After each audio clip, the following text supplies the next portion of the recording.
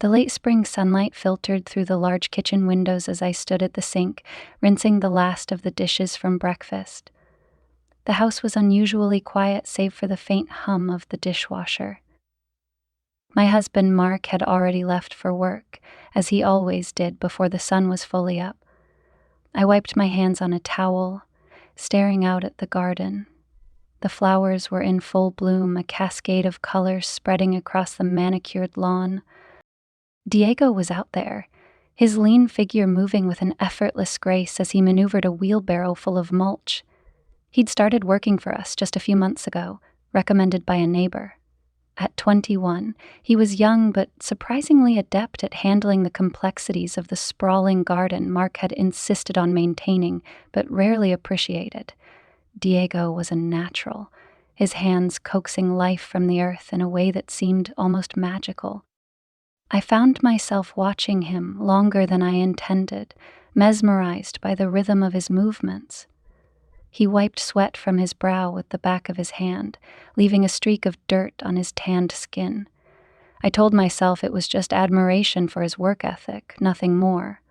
And yet, there was a flicker of something else, a whisper of intrigue that unsettled me. The kitchen timer buzzed, jolting me back to reality. I grabbed my phone, scrolling absent-mindedly through social media as I wandered into the living room. My feed was filled with smiling couples, family vacations, anniversary celebrations. It wasn't that Mark and I were unhappy, at least not in the dramatic sense. We had a comfortable life, a stable partnership built on years of shared routines and responsibilities. But comfort had a way of suffocating passion. Our conversations had become transactional, our intimacy rare and obligatory. The thought lingered, heavy and unwelcome. A knock at the back door startled me. I turned to see Diego standing there, holding a small bouquet of wildflowers. He gave a sheepish grin as I opened the door. "Mrs. Jennings," he said, his voice warm and smooth with a slight accent. "I noticed these growing by the fence and thought you might like them." I hesitated, unsure how to respond. The gesture was innocent enough, but there was something in his gaze that made my pulse quicken. I took the flowers, their vibrant colors a stark contrast to the monotony of my morning. "Thank you, Diego," I said, trying to steady my voice. "That's very thoughtful." "It's nothing," he replied, brushing his hands on his jeans. "Just wanted to make your day a little brighter." I smiled, feeling an unfamiliar warmth spread through me. He lingered for a moment, as if he wanted to say more, before nodding and heading back to the garden. I closed the door, the scent of the flowers filling the air around me. My chest tightened with a strange mix of gratitude and guilt. That evening, I placed the flowers in a vase on the dining table, their presence impossible to ignore. Mark barely noticed, his attention fixed on his laptop as he reviewed contracts for a project he'd been consumed with for weeks. I sat across from him, pushing food around my plate, the silence between us growing heavier with each passing minute. "You've been quiet today," Mark said finally, not looking up. "Just tired, I guess," I replied, my voice flat. He nodded, accepting the excuse without probing further. The disconnect was palpable, but neither of us seemed willing to address it. The days that followed passed in a blur of routine, but Diego's presence became a constant thread, pulling at the edges of my awareness. I found excuses to be outside more often, bringing him glasses of water or checking on the progress of his work. Each interaction felt charged, though neither of us acknowledged it outright. One afternoon, as I stood on the patio watching him trim the hedges, he looked up and caught my eye. His smile was easy, unguarded, and it sent a flutter through my chest. He waved me over, gesturing to a patch of overgrown ivy. "I could use your opinion," he said, holding the shears loosely in one hand. "Should we keep this or cut it back?" I stepped closer, squinting at the ivy as if I were truly considering its fate. The air between us felt electric, the kind of tension that begged to be acknowledged but remained unspoken. I pointed at the ivy, my voice wavering slightly. "Maybe just trim it a little. It gives the garden some character." Diego nodded, his gaze lingering on me longer than necessary. "Good call. Character's important." The words hung in the air, their meaning open to interpretation. I cleared my throat, stepping back and clasping my hands in front of me. "Well, I'll let you get back to it," I said, retreating to the safety of the house.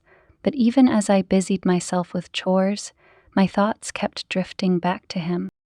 That evening, as I sat alone in the living room with a glass of wine, I replayed our conversation in my mind, dissecting every word and glance.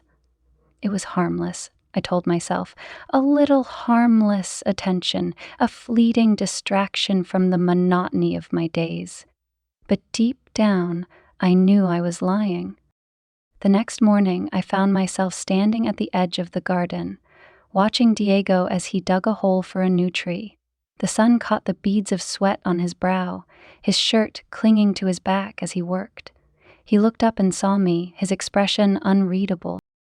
"Good morning, Mrs. Jennings," he called out, his tone light, but carrying an undercurrent of something I couldn't quite place.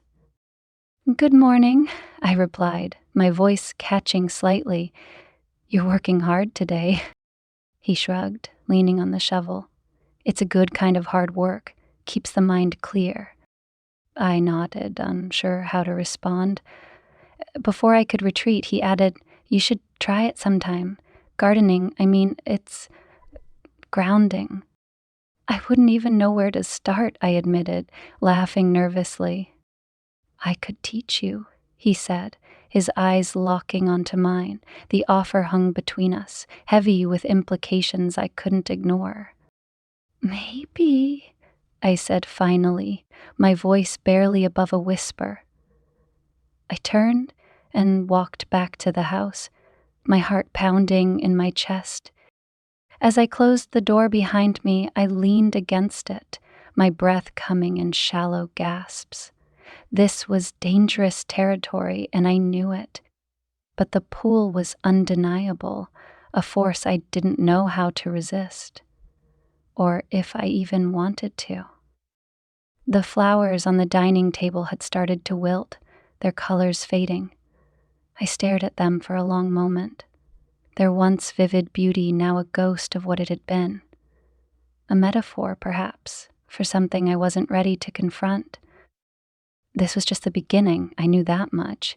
Where it would lead, I wasn't sure, but for the first time in years, I felt alive. And that terrified me. The next day dawned with the same familiar rhythm, Mark leaving early, the hum of the coffee machine breaking the silence, and the house settling into its habitual stillness. Yet something felt different as I stepped onto the patio. It was as though the air carried an unspoken weight, heavy with anticipation. Diego was already there, pruning the rose bushes near the edge of the garden. His movements were methodical, almost meditative as he worked. The early sunlight caught the sharp angles of his face, illuminating his features in a way that made it hard to look away. I hesitated, unsure if I should approach him. The invisible boundary between employer and employee felt thinner now, more fragile. Yet my feet carried me forward before I could convince myself otherwise. "Good morning, Diego," I said, my voice steady despite the flutter in my chest. He glanced up, a genuine smile spreading across his face. "Good morning, Mrs. Jennings. You're up early." "I wanted to check on the garden," I lied, clutching the edge of my robe tighter. "You're doing such a beautiful job with it." He leaned on his shears, his gaze soft but intent. "Thank you." It's easy to make something beautiful when the place already has good bones. This garden, it's got a soul, you know? The words struck me as poetic, almost too thoughtful for such an ordinary exchange. I nodded, unsure how to respond, and let the silence fill the space between us. He didn't seem in a hurry to break it, his eyes lingering on mine in a way that made the world feel smaller, more intimate. "You ever think about planting something yourself?" he asked, his voice breaking the spell. "It's different when you put your own hands in the dirt." I laughed nervously, shaking my head. I wouldn't even know where to begin. I've never been much of a gardener. "Well, it's never too late to start," he said, a teasing note in his tone. "I could show you if you want." There it was again, that edge to his words, a suggestion that hovered just outside the realm of propriety. I opened my mouth to decline, but found myself nodding instead. "Maybe," I said, my voice softer than I intended. "One day." He smiled, the kind that didn't just reach his lips but his eyes too, and I felt my heart stumble over itself. I turned and walked back to the house, feeling the weight of his gaze on my back the entire way. Later that afternoon, I found myself lingering in the sunroom, sipping tea and watching Diego as he worked near the greenhouse. The glass panels caught the light, casting rainbows across the lawn.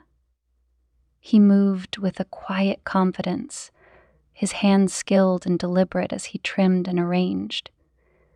It was hypnotic almost, the way he seemed to belong to the earth, as though he were part of the landscape, rather than tending to it.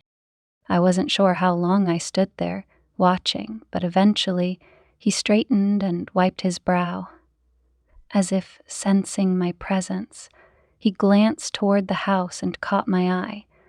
I froze, tea halfway to my lips, but he only smiled and gestured toward the greenhouse. Before I could think better of it, I set my cup down and stepped outside. The warmth of the day hit me as I crossed the lawn, the grass soft beneath my sandals. Diego met me at the greenhouse door, holding it open with a small, almost playful bow. "Welcome," he said, his tone light but his eyes holding something deeper. "Thought you might like to see the progress in here." I stepped inside, the air warm and humid, heavy with the scent of soil and growing things. Rows of potted plants lined the shelves, their leaves vibrant and lush. A single bench sat in the corner, cluttered with tools and seed packets. It was a private world, removed from the rest of the house, and stepping into it felt like crossing a threshold I couldn't unstep. "It's beautiful," I said, my voice barely above a whisper. Diego stood close enough that I could feel the heat radiating from him, his presence filling the small space. "I like it in here. It's peaceful." I nodded, unsure what else to say, and reached out to touch a leaf, its surface cool and waxy beneath my fingers. The silence between us grew heavy again, but this time it felt charged, the air thick with something unnamed. When I turned to look at him, he was watching me, his expression unreadable. "You're different than I expected," he said suddenly, his voice low. I blinked, caught off guard. "What do you mean?" He hesitated, as though weighing his words. "I don't know. When I first started working here, I thought you'd be, I don't know, like the others, distant, detached. But you're not." The words hit me with more force than I anticipated. I wasn't sure whether to be flattered or unsettled. "I'm just here." "Me," I said finally, feeling foolish the moment the words left my mouth. His lips quirked into a half smile. That's a good thing." We stood there, the greenhouse suddenly feeling far too small, the distance between us shrinking with every second that passed. My pulse thundered in my ears, and I found myself wondering what would happen if I didn't step away, if I let the moment stretch until it snapped.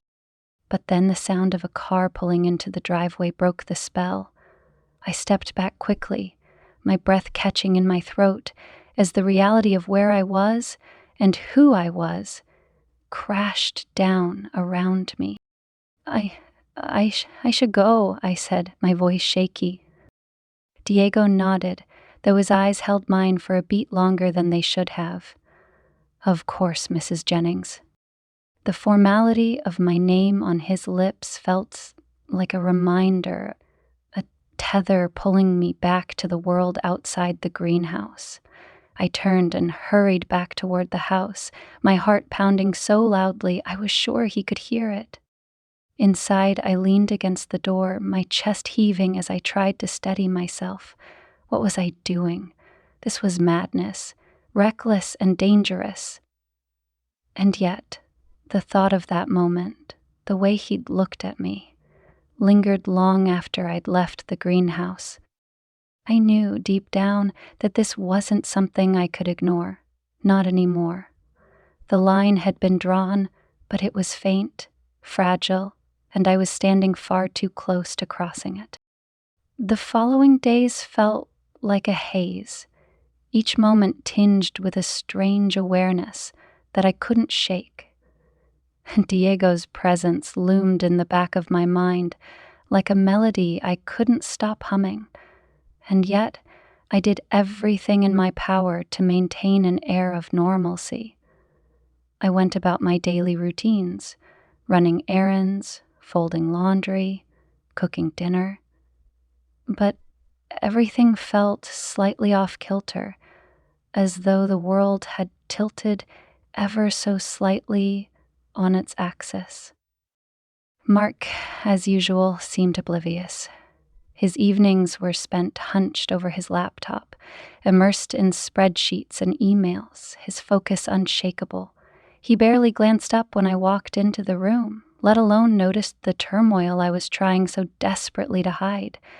It was both a relief and a frustration, his inattention giving me the space to breathe while also amplifying the loneliness I felt creeping in like a shadow. One afternoon, I found myself wandering out to the garden again, as though drawn there by some invisible force. Diego was working near the pergola, trimming the climbing roses that had grown wild and tangled. He looked up as I approached, his face breaking into a smile that felt far too warm for such an ordinary interaction. "Mrs. Jennings," he greeted, wiping his hands on his jeans. "You're becoming a regular out here." I laughed lightly, tucking a strand of hair behind my ear. "Uh-huh. I guess I've been spending more time enjoying the garden lately. You've done such a beautiful job with it." His smile widened, and he gestured to the roses. "These are tricky. Beautiful, but high maintenance. You have to be patient with them." I stepped closer, the sweet, heady scent of the blooms filling the air. "It's worth it, though," I said softly. "They're stunning." Diego nodded, his gaze lingering on me. "Some things are worth the effort." The words hung between us, heavy with meaning I didn't dare acknowledge. I looked away, pretending to admire the roses as my heart hammered in my chest. I felt like a teenager, caught in a moment of forbidden attraction, and it was both exhilarating and terrifying. "You should try it," he said suddenly, holding out the pruning shears. "Here, I'll show you." I hesitated, but the earnestness in his expression disarmed me. I took the shears, the metal cool and unfamiliar in my hands, and he stepped closer, his presence immediately overwhelming. His fingers brushed mine as he adjusted my grip, sending a jolt of electricity through me. Like this, he said, his voice low and close to my ear. You have to be careful not to cut too much or you'll damage the stem. I nodded, unable to speak, and followed his guidance as he helped me make a precise cut. The closeness of him, the warmth radiating from his body was almost too much to bear. I could feel the tension coiling tighter with every passing second. You're a natural, he said, his voice softer now, almost intimate. I turned to look at him, and for a moment, neither of us moved. His eyes held mine, and I could see something in them, something unspoken but undeniable. My breath hitched, the air between us thick with possibility.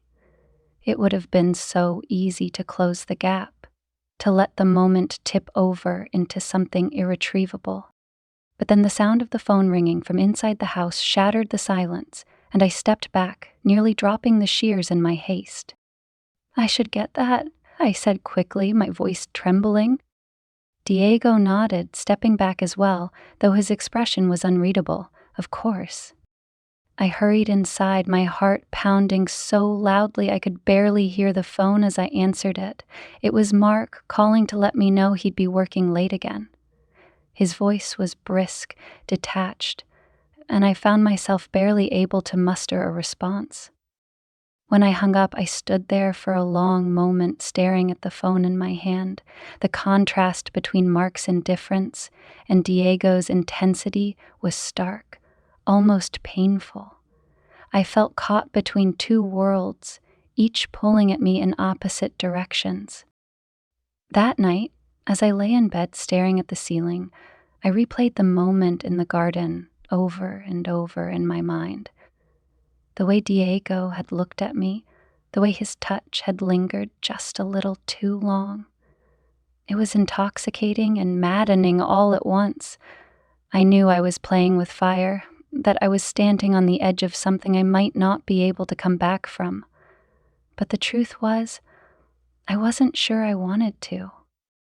The next day, I resolved to put some distance between us. I kept myself busy, running errands and avoiding the garden as much as possible. But by mid-afternoon, I found myself outside again, unable to resist the pull. Diego was there, as I knew he would be, working near the greenhouse. He looked up as I approached, his expression unreadable. "Taking another tour?" he asked, his tone light but with an edge of something more. I hesitated, unsure what I was doing, even as I moved closer. "Just checking in," I said, my voice faltering slightly. He stepped toward me, closing the distance between us in a way that felt deliberate. "You don't have to keep pretending, you know." "Pretending?" I asked, my pulse quickening. He held my gaze, his eyes dark and intense. "That you don't feel it, too?" The words hit me like a physical blow, the air rushing from my lungs. I opened my mouth to protest, to deny it, but no words came. Because he was right. I did feel it. And no amount of rationalizing or ignoring could make it go away. "I don't know what you're talking about," I said finally, though my voice betrayed me. Diego smiled, a slow, knowing smile that made my stomach flip. "Sure you don't?" He stepped back, giving me space, but his gaze never wavered. "I'll get back to work," he said, his tone casual but his meaning anything but. "Unless you need anything else, Mrs. Jennings." I shook my head, unable to speak, and watched as he returned to the greenhouse. My hands trembled as I turned and walked back to the house, my mind racing. I didn't know what I was doing, but one thing was certain. The line I'd been so carefully tiptoeing around was starting to blur, and I wasn't sure how much longer I could resist crossing it. The following morning, I woke with a sense of unease, a restless energy that refused to let me settle. Mark had already left, his side of the bed cold as usual. I stared at the ceiling, replaying Diego's words in my mind. "You don't have to keep pretending. The way he'd said it, the quiet confidence, the unspoken acknowledgement of the tension between us. It was both thrilling and terrifying. By mid-morning, I decided to channel my nervous energy into cleaning. I scrubbed the countertops, wiped down the windows, and reorganized the pantry, but nothing seemed to quiet the noise in my head. Eventually, I gave up, tossing the cleaning rag onto the counter and heading out to the garden. Avoiding Diego clearly wasn't working, and I couldn't shake the pull that drew me to him. He was near the patio today, replacing the stones along the walkway. His shirt was damp with sweat, clinging to the muscles of his back as he knelt to adjust one of the stones. He didn't notice me at first, and I stood there, watching him for a moment longer than I should have. The sunlight caught the angles of his face, his jawline sharp and dusted with stubble. When he finally looked up, his eyes met mine and a slow smile spread across his lips. "Mrs. Jennings," he said, standing and brushing his hands on his jeans. "Good timing. I was about to take a break." I hesitated, my pulse quickening. "Do you want some water? Or a lemonade? I could bring you something." "Lemonade sounds good," he replied, his gaze lingering on me in a way that made it hard to breathe. I nodded, retreating to the kitchen and gripping the counter as I poured the lemonade. My hands were shaking, and I had to take a moment to steady myself before returning to the patio. Diego had moved to the shade of the pergola, sitting on one of the wooden benches. He smiled as I handed him the glass. "Thank you," he said, his fingers brushing mine as he took it. I sat down on the bench across from him, the silence between us stretching out as he sipped the lemonade. I could feel his eyes on me, and when I finally looked up, the intensity in his gaze made my breath hitch. You seem distracted," he said, his voice soft but probing. I laughed nervously, looking away. Just a lot on my mind, I guess." "Anything you want to talk about?" The question caught me off guard, and I hesitated, unsure how to respond. Part of me wanted to tell him everything, to pour out the loneliness, the frustration, the ache of feeling invisible in my own home. But another part of me knew how dangerous that would be, how easily it could tip us over the edge of something I wasn't sure I could come back from. "I'm fine," I said finally, forcing a smile. "Really?" Diego studied me for a moment, his expression unreadable. Then he set the glass down on the bench beside him and leaned forward, his elbows resting on his knees. "You don't have to pretend with me," he said quietly. My chest tightened and I looked away, staring at the flowers blooming around the pergola. "I don't know what you mean." "You do," he said, his voice steady but gentle. "I see it, Mrs. Jennings. The way you look at me, the way you linger out here. It's not just about the garden." His words sent a jolt through me, and I stood abruptly, my heart pounding. "This is inappropriate," I said, my voice shaking. "You shouldn't—" "I'm not trying to make you uncomfortable," he interrupted, his tone calm but firm. "But I can't pretend I don't feel it too." I stared at him, my mind racing. The honesty in his voice, the openness of his gaze. It was too much, too raw. I turned and walked away, my steps hurried as I retreated to the safety of the house. Inside, I paced the living room, my emotions a whirlwind of guilt, fear, and something I didn't want to name. Diego was right. I had been pretending that the garden was the only reason I kept coming outside, pretending that I didn't feel the pull between us, pretending that I wasn't teetering on the edge of something I couldn't undo. The rest of the day passed in a blur. I avoided the garden, busying myself with anything that would keep me from thinking about Diego. but his words lingered, echoing in my mind no matter how hard I tried to push them away.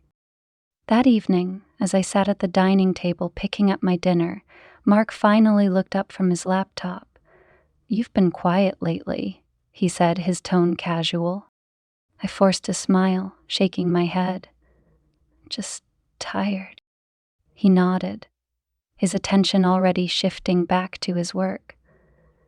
The disconnect between us felt wider than ever, and I wondered, not for the first time, how we had ended up here. When had the spark between us faded? When had the laughter and intimacy been replaced by this polite, distant routine?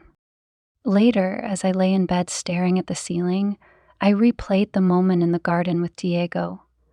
His words, his expression, the way he had looked at me as though he saw right through the walls I'd spent years building.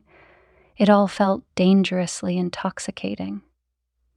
I knew I should stay away, that I was playing with fire, but the thought of avoiding him left me hollow. The next morning, I found myself standing at the edge of the garden again, watching as Diego worked near the greenhouse.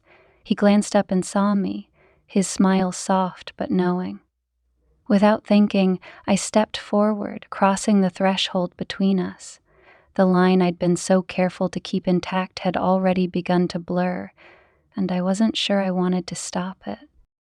As I walked toward him, the world around me seemed to blur, the vibrant colors of the garden and the warmth of the sun paling in comparison to the pull of Diego's gaze. His movements stilled as I approached, the clink of his tools falling silent. There was a question in his eyes, one I wasn't ready to answer. Not yet. "Morning, Mrs. Jennings," he said, his tone casual, though his eyes betrayed a deeper intensity. "Good morning, Diego," I replied, my voice softer than I intended. I glanced around, pretending to admire the garden, though my focus was entirely on him. "You're up early." "I wanted to finish the work near the greenhouse before the sun got too high," he said, leaning against the small spade in his hand. "What about you? Couldn't stay away from your garden?" The playful lilt in his voice made my stomach flip, and I forced a smile. "Something like that." He set the spade down and crossed his arms, his posture relaxed but his eyes sharp. "You seem different today." I hesitated, the weight of his gaze making it hard to think clearly. "Different how?" "Oh, like you're carrying something heavy," he said simply. "Something you don't want to say out loud." The truth of his words hit me like a punch to the gut, and I looked away, my hands fidgeting with the hem of my shirt. "You don't know me well enough to say that." "Don't I?" he countered, his voice soft but unyielding. "I think I've seen enough to know when someone's struggling with something." I laughed, the sound brittle and forced. "And what makes you think I'm struggling?" He stepped closer, the space between us shrinking until I could feel the heat radiating from his body. "Because I feel it too," he said quietly. My breath caught, the intensity in his words leaving me momentarily speechless. I wanted to deny it, to brush off the weight of his gaze and the truth of what he was saying, but I couldn't. Because he was right. I turned away, staring at the flowers blooming around the greenhouse, as if they held the answers to the questions swirling in my mind. "This is dangerous, Diego."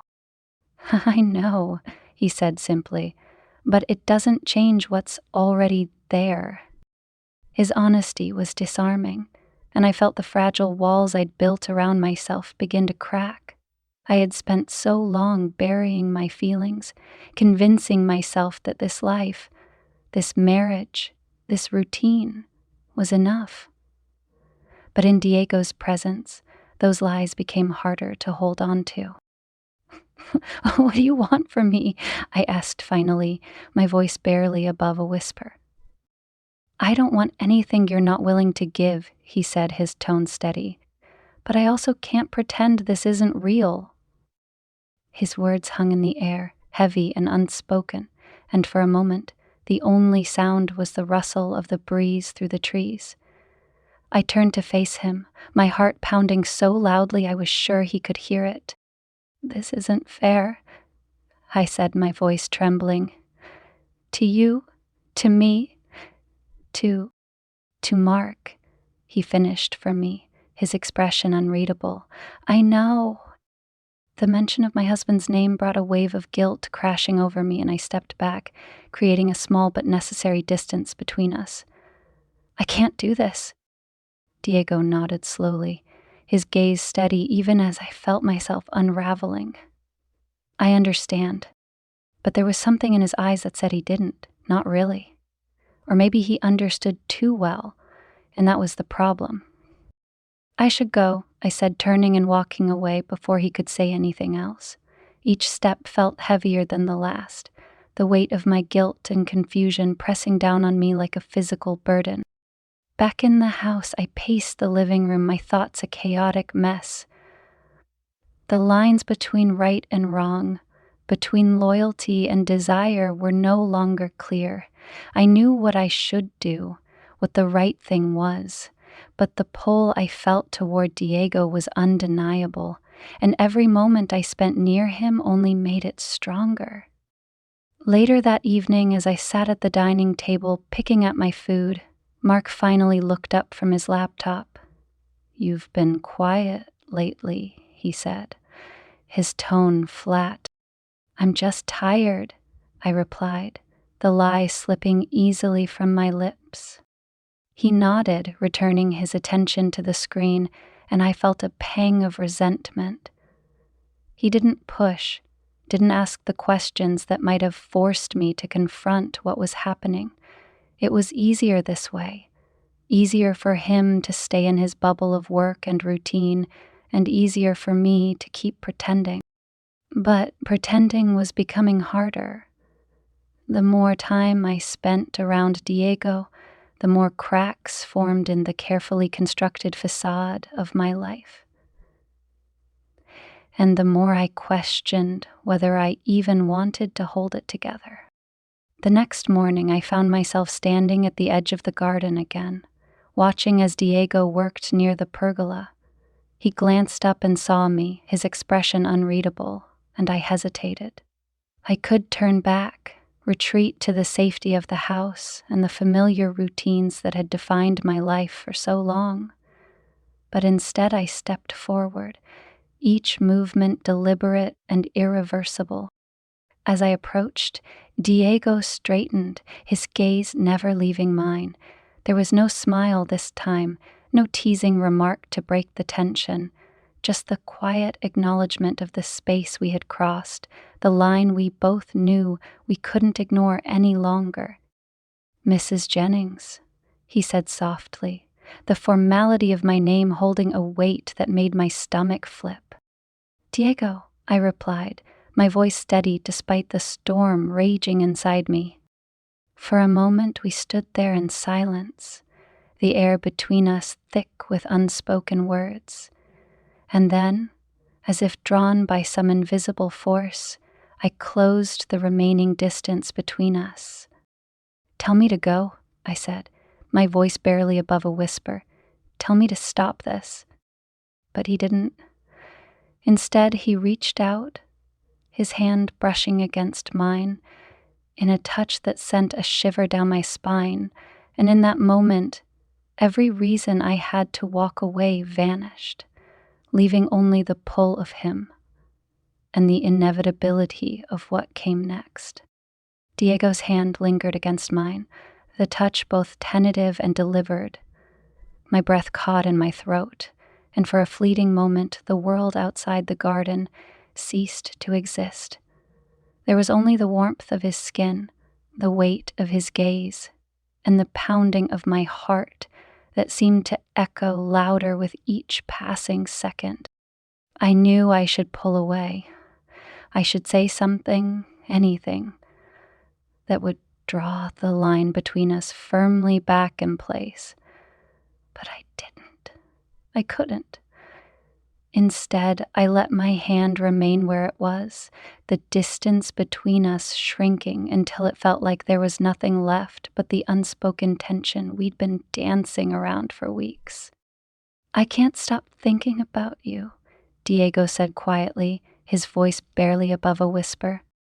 His words sent a shockwave through me, and I looked up, meeting his eyes.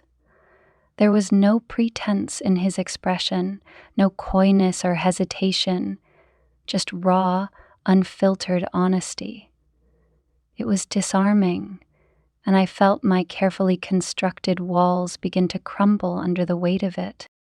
This isn't right," I murmured, though the conviction in my voice was weak at best. "It can't happen." Diego took a step closer, his movements slow and deliberate, as though he were giving me every opportunity to back away.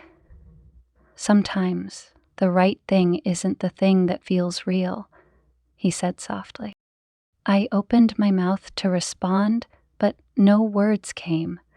Instead, I felt the heat of his presence, the magnetic pull that had been there from the moment he stepped into my life. My pulse quickened, my breathing shallow, and I knew, deep down, that I was standing on the precipice of a choice I couldn't undo. "I don't know what I'm doing," I admitted, the words tumbling out before I could stop them. Diego's hand moved to my cheek, his touch gentle and warm. "Neither do I," he said, his voice steady. "But I know I don't want to ignore this anymore." His thumb brushed against my skin, and I felt a shiver run through me. I closed my eyes, the conflict within me raging like a storm. Every rational part of me screamed to stop, to walk away, to salvage the boundaries that were quickly dissolving. But the other part, the part that craved connection, that longed to feel seen, was louder. When his lips brushed against mine, it wasn't a jolt of surprise, but a slow, deliberate spark. It was soft at first, tentative, as though he were testing the waters. My breath hitched, and before I could stop myself, I leaned into him, the kiss deepening. The air around us seemed to shift, the rest of the world fading into the background. It wasn't just the kiss, it was everything it symbolized, the yearning I'd been suppressing, the loneliness I'd been drowning in, the unspoken desire that had built between us. All of it spilled over in that moment, leaving no room for hesitation or regret. His hands found my waist, pulling me closer, and I felt the strength of him against me, the sheer reality of what we were doing hitting me like a wave. But instead of pulling away, I let myself drown in it, the weight of responsibility and guilt momentarily eclipsed by the intensity of the connection. When we finally broke apart, I was breathless, my heart pounding in my chest. Diego's eyes searched mine, his expression a mixture of vulnerability and determination. I took a shaky step back, reality crashing down around me. "This is wrong," I whispered, my voice trembling. I'm married, Diego." "I know," he said, his voice steady but filled with an ache that mirrored my own. "But that doesn't change what's between us." I shook my head, wrapping my arms around myself, as though trying to shield against the storm brewing inside me. It has to mean something." Diego sighed, running a hand through his hair.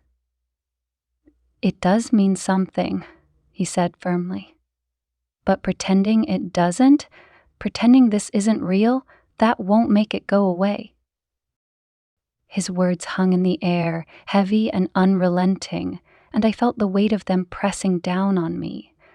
I didn't know what to say, how to reconcile the whirlwind of emotions tearing me apart. "I need time," I said finally, my voice barely above a whisper. Diego nodded, his expression softening.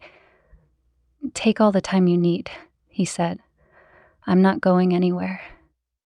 I looked at him, the sincerity in his eyes making my chest ache. "You don't understand how complicated this is." "I understand more than you think," he replied. "But I also know what I feel when I'm around you, and I think you feel it too." I didn't respond. I couldn't. Instead, I turned and walked away, my steps quick and unsteady as I retreated to the safety of the house. The door closed behind me with a quiet finality, but the turmoil inside me was anything but silent. That night, I lay awake in bed, staring at the ceiling as the events of the day replayed in my mind. Diego's touch, his words, the kiss that had felt both inevitable and impossible. It was all burned into my memory, impossible to ignore. Mark lay beside me, his breathing slow and steady as he slept, oblivious to the storm raging within me. I turned my head to look at him, the guilt twisting in my chest like a knife. I didn't know how I had gotten here, how I had allowed myself to cross a line I had sworn I never would. But the truth was undeniable. No matter how much I wanted to bury it, I had crossed it, and I wasn't sure I could come back.